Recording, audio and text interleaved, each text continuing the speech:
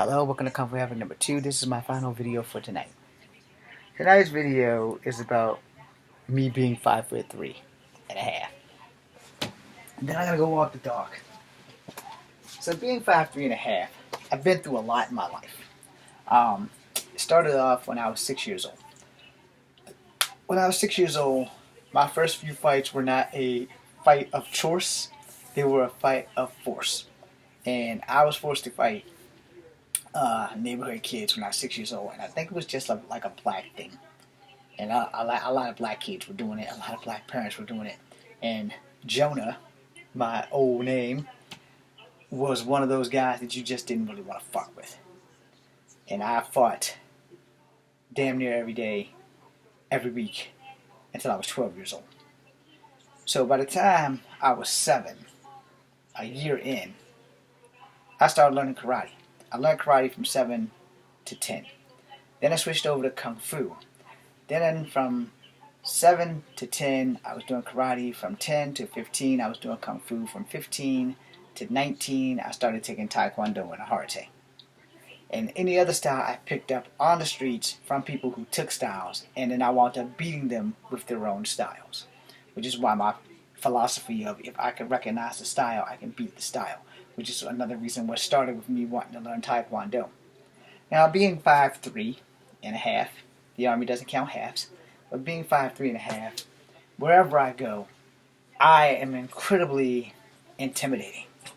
People see me and they just want to beat me up because I'm so small and they just see an easy target. Gotcha. You were a little bit confused with that intimidating, right? But this is how it works.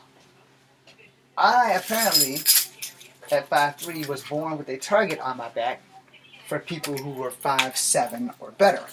Because most of the people who ever picked on me have been taller than me or wider than me, but they've always been taller than me. And my no-nonsense practicality of if you want to do this, I'm not going to be held responsible for what I do to you, but I'm not going to just let you beat my ass, because I've been doing this forever. A lot of my bullying happened because I was afraid of hitting people in school because of an incident that happened at school once before. And I didn't get in trouble for it because it was a racist incident. But having my mom come to school, my mom was the enforcer. My dad and my mom was divorced, and I spent the majority of my life with my mom until summertime came. I spent the majority of my summers with my dad. But, I've been in a lot of scuffles. I've been in a lot of scrapes. I've been in a lot of fights. And I've learned 2 important things. 1, always have an exit strategy. And 2, the best way to end a fight is to stop your opponent from breathing. Alright? A person can't breathe, they can't hurt you. A person can't stand, can still fuck up your day. So as I got older, as I got into high school, there was less physical threats as more as verbal threats. And the verbal threats only pissed me off. The physical threats never came. They would tell me they were going to meet me at this place, and then they would never show the fuck up. Because, it's not like I have nothing better to do besides go wash dishes for a guy who keeps calling me fucking chief. But, if you're going to fight somebody, you might want to actually fight. You might want to show up to fight. As I got even older, I've learned that when I go to clubs and shit, I'm the little guy, so if someone wants to pop some shit off, I'm the guy they're going to pop the shit off with because I'm the little guy. And they'll look at me, and I hang with guys who are like mountains bigger than me. My boy is one is 5'10", the other's like 6'1", and everybody I've ever known all my life is between 5'7" and 5'11" to 6 feet to 6'6". They're all bigger than me. And they'll tell you the same thing that I'm going to tell you now. I'm the never say die mix guy. If I'm down, you won't keep me down that long. If you're not sitting on top of me, you're in trouble. At this point in time right now, I'm 114 pounds, a problem. Hell, John Cena. But, when I was 121 pounds, I was still 121 pounds of problem. And the thing with that is, when you see a small guy in the area, if you see a small guy in the room and you're well over 6 feet tall, the first thing that you think of is size matters. Especially in a fight, size matters. Well, let me be the first to tell you, no it doesn't. Size matters only one place, and that's the bedroom.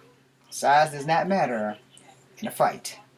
Because most of the people that I have beaten have been bigger than me. Without question, without doubt, without mercy, they have been bigger than me. And I have brought them down just as if they were my size.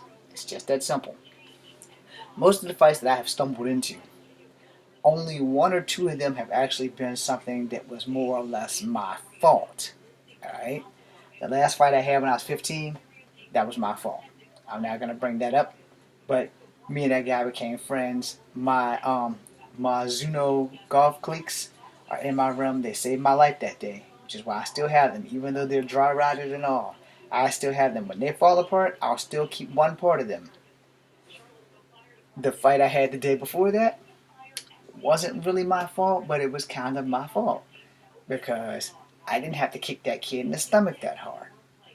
But there was 4-on-1, and I got them the fuck off me the only way I could. At the end, the fourth guy really wanted to rumble. So he got a stick, I got an iron pipe, and I told him, you hit me first. Then we're going to see how well this pipe works out when I hit you back. So he dropped the pipe, well, he dropped the stick, I dropped the pipe, not a pike, and we both went our separate ways. We also became friends. Nobody bothered me no more after that. Because all through the projects it was Kung Fu Joe, Karate Kid, blah blah blah. You don't know shit, you don't know shit. And then when they seen that I did know shit, with that whole week of fighting, they also noticed one thing. The one thing that has been around, that has always been a factor in my entire life. Everybody's bigger than me. Everybody. I like it like that. Because you look at me right now, and you see a 5'3.5" guy, 100 and nothing, soaking wet. And you think when you see me for a New York Minute, let's say y'all don't know that my YouTube channel exists, y'all have never seen me fight, you've never seen my videos, you've never seen me practice, you're looking at me and you see a guy who can do nothing. You see a guy that you're just going to grab up by his little neck and throw him across the room. I like it like that because deception is one of the things that I have learned to do very well. If I look like Clark Kent, you're never going to know I'm Superman until I take off my headband and take off my glasses, spin around and change into my red and blue underwear for a split second, and beat your ass. I had to add that in. But you know, when you are fighting your opponent, size really does not matter. Strength and skill are a factor, but they don't always matter. Skill is a little bit more important than strength. Alright? I had a debate with a guy, and till this day, I'm going to always say this, no matter what they say. Because I'm going to say this because I've proven it time and time again. It is better to be tougher than it is to be stronger. Because strength runs out. Alright? But if you can take a beating, you can give one as good as you can take it, then it's not a problem. I can take a beating. I know I can take a beating. My friends know that I can take a beating because they don't like wrestling with me. Because they know that as long as there's breath in my body, I'm going to get back up. I'm going to keep getting back up. And that's why they don't like that. They don't like the never say die next guy because I don't stay down. Now here's that thing about size. Size is only great if you know how to use it.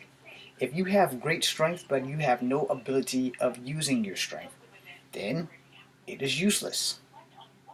Speed is great. If you have great knowledge of how to use your speed, then you are great. If you have no knowledge of how to use your speed, then your speed is useless. There are a lot of useless things that we have in the human body that we don't know why we have them, we don't know how to use them, and they become useless. Speed. Direction. If I'm going to hit you, I have multiple options on what to do first. I have a jab, I have a hook, I have an uppercut. Those are your three basic punches. You have jab, jab, hook, jab, jab, uppercut. Now, so that you guys don't know, or in case you do know, the hook and the cross are the same fucking hit. Alright? It's kind of like everything in wrestling starts with the suplex position. The DDT, the suplex, the scoop body slam, the brain buster, the gourd buster. Basically all that shit's a suplex. Now, you have the snap suplex, you have the reverse suplex, you got the belly to back suplex. Everything starts with a goddamn suplex, okay? No one's going to tell you that because a lot of people just don't know it. But just study wrestling really fast one day. And watch how many times you see somebody getting a headlock for like a guillotine this way, and it winds up being a snap suplex, or just a regular suplex, or a brain buster. It all starts with the headlock suplex. Okay? It really does. Now, the reverse suplex or the German suplex that Chris Benoit used, it's still a suplex, it's just from the back, and you're throwing them over. So suplex and the body slam are your primary freaking damn things, because everybody's getting slammed when they're taking a bump. Now, you might not realize it, but it is. Untrained eye, man. Untrained eye is awesome, because the untrained eye doesn't realize that the moves are basically the same. They're just done differently because of other people's body mechanics. Now, being the shortest guy, when my big friend and I went to the Halon Pavilion, we went there, and we had to go back. We had to go buy collar shirts. So the first 2 trips there, we had to wear collar shirts, and then every trip after that, we got to wear T-shirts and shit, right? But whenever we're there, I pick 5 spots in that building, and people are always asking, it's like, why you pick this spot, or this spot, or that spot, or this spot? And I tell them what I'm going to tell you. I'm the smallest guy in the room. Everybody who walks in this room thinks that they're going to whoop my ass. I'm not going to say it's impossible. But I also know where all the doors are. I know that if I get a hold of one of those glass beer bottles, I have a weapon. If I get a hold of this chair that I'm sitting on, I have a weapon. If I get a hold of that plastic cup that someone's drinking out of, or that straw, I have a weapon, because a Green Beret taught me how to fuck people's shit up when I was 16. With the shit that I just named. If I get a hold of a spoon, may God have mercy on your soul. Spoon is the most dangerous utensil on the planet. Now, in the event that all of that shit fails, I'm in direct line of sight of the doors, so that I know how to get the fuck out, and how to grab my friend and get the fuck out. But since I've never really been one to run from a fight, I guess I just had to go ahead and take that ass whooping like a man, or be the one giving the ass whooping. The thing about size is that it is only a factor when you are afraid. And now here's the hypocritical part. Every fight I've ever been in, I've been a little bit afraid. Don't take that the wrong way. I haven't been afraid of what they're going to do to me. I've been afraid of what I'm going to have to do to them to keep them from hurting me. And sometimes the knowledge that you have about yourself is more deadly than anything you will ever read, you will ever watch, or someone will ever teach you. Because you don't know what you're fully capable of until you're right in the fucking thick of it. I'm James Williams, Kung Fu Having number 2. Be seeing you.